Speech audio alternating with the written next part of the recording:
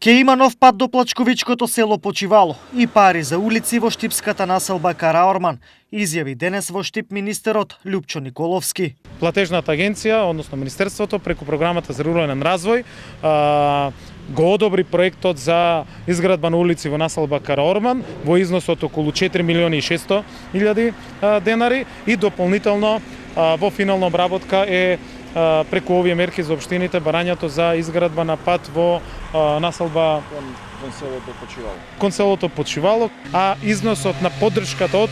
од програмата за рурален развој ќе биде 20 милиони денари. Во исто време, општина Штип до Министерството за земјоделие треба да ја предаде физибилити студијата за животна средина, врз чија основа ќе се комплетира потребната документација за издавање дозвола за градба на брана на реката Отиње. Партнерски работиме,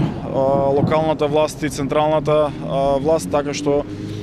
очекувам дека сите овие придобивки ќе ги почувствуваат граѓаните и само така можеме да придонесеме за подобрување на квалитетот на животот на граѓаните. Според сите останати информации, како и денешната потврда, ова би требало да значи финализација на пакетот документи потребни за конечна изградба на браната во Штип.